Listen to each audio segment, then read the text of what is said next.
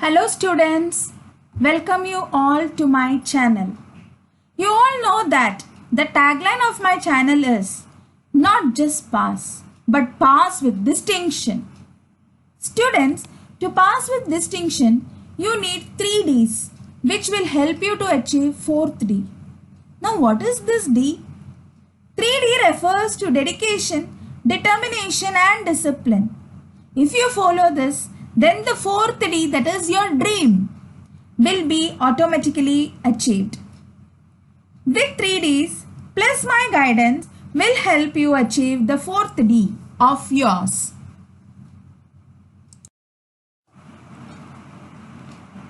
With this tagline and with our 3 Ds to 4D, I, Alamukarthi Neeraj Kumar, presenting with yet another video. If you have not subscribed my channel, please subscribe and click on the bell icon to get the notification of my new videos that I upload. Today in this video, I am going to explain 2.1 Song of the Open Road by Walt Whitman.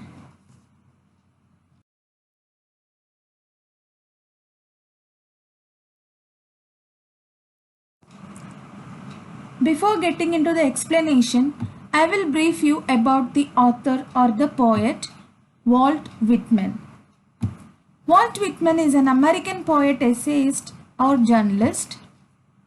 He is known as father of free verse. He was born in Huntington. His works, O Captain, My Captain and When Lilacs Last in the Dooryard Blooms are famous, and this poem, The Song of the Open Road, is section 1 from Leaves of Grass.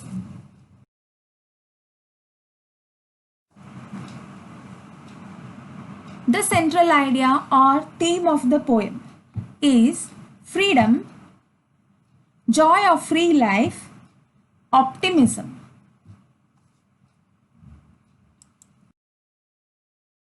The explanation of the poem. Children, this poem is of 4 stanzas. First stanza has 3 lines. Second and third stanzas has 4 lines. And the last stanza, it is given in the brackets so that the poet wants himself to separate from the worldly needs. Okay, now the explanation of first stanza. Students, you can pause the video, read the first stanza and resume back. The first stanza is from afoot and light-hearted till wherever I choose. Now let us proceed to the explanation. Afoot and light-hearted I take to the open road. That means the poet's journey is on the open road. Okay, that is the road of life.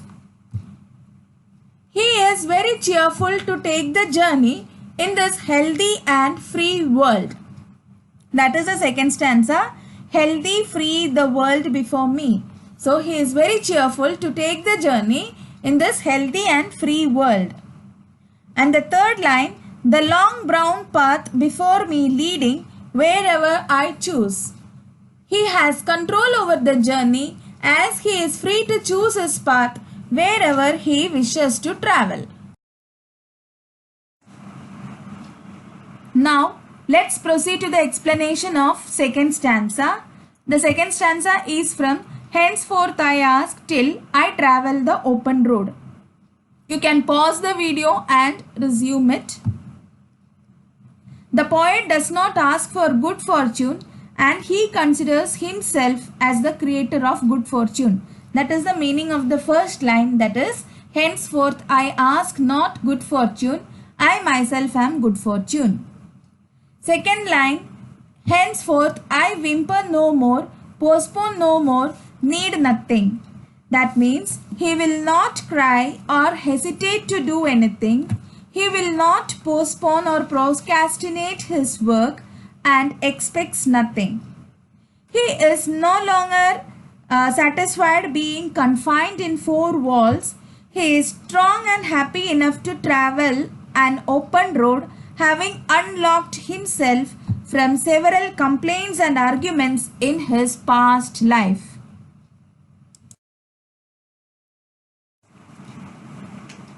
Explanation of third and fourth stanza. Students, I have clubbed third and fourth stanza because the meanings in the third and fourth stanzas are intertwined. The earth that is still will fill them in return. In the next lines, that is third and fourth stanza, the poet tries to free himself from the worldly pleasures and relations. That is, he don't want the constellations. Here constellations means collection of people near him. He knows that they are very well. That is, there is great faith. He has great faith in the relations and he knows that they are doing well and he is happy with them. Still, he carries his old delicious burdens like sugar. Sugar, it tastes very good, but it is not healthy. Okay, in the same way, our past things, okay, the bad memories of the past given by our relatives and friends, that will be carried with us. He doesn't like to engage himself in friends or other people, or he thinks that the Mother Earth is enough for him to travel. Therefore, the moral of the poem is that we should be optimistic and happy. We have everything including freedom and opportunities. It encourages us to enjoy life in healthy and free world. It motivates us to fill our heart with immense pleasure.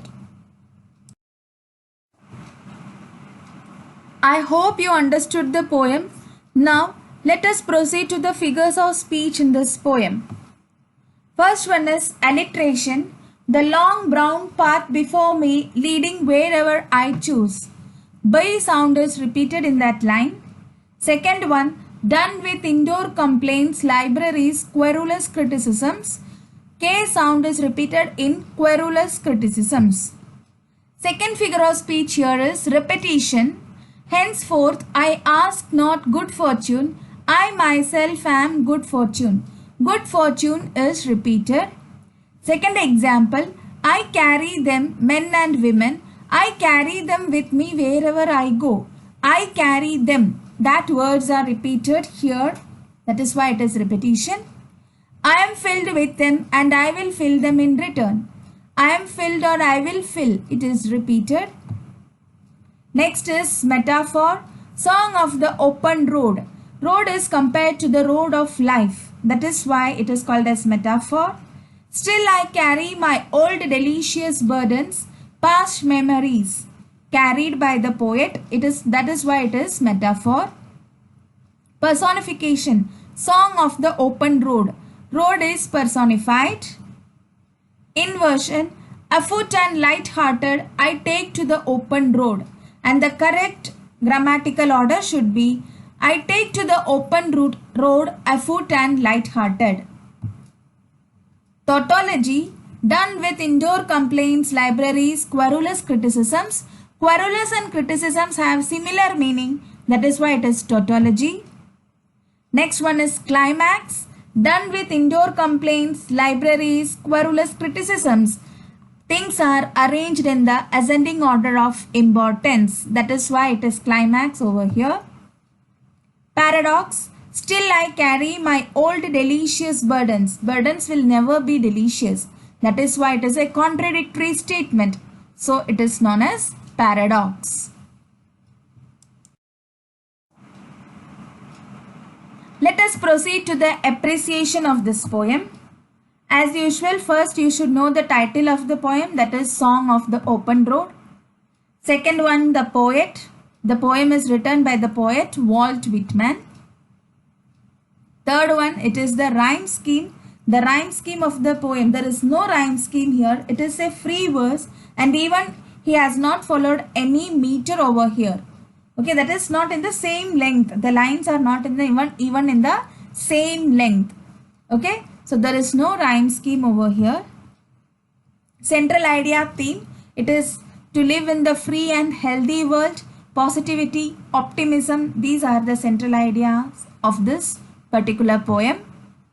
Figures of speech, you can mention any two. Personification is there, metaphor is there. Okay, so any two you can mention and write the explanation why that figure of speech is there. Then your favorite line, any one line you can choose which is favorite for you, and you can write why you like that line. The special feature, tone, type, language, the implied meaning. Yes, it is very simple language, and the implied meaning is about the moral, that is moral of the story, moral of the poem, that is we should be positive. Okay, and we have everything including freedom and opportunities which encourage us to enjoy life in healthy and free world. Okay, it motivates us to fill our heart with immense pleasure. So that is the implied meaning inside this poem that you can mention here. And finally, why I like or dislike the poem. Why you like this poem or why you didn't like this poem, that you have to mention finally.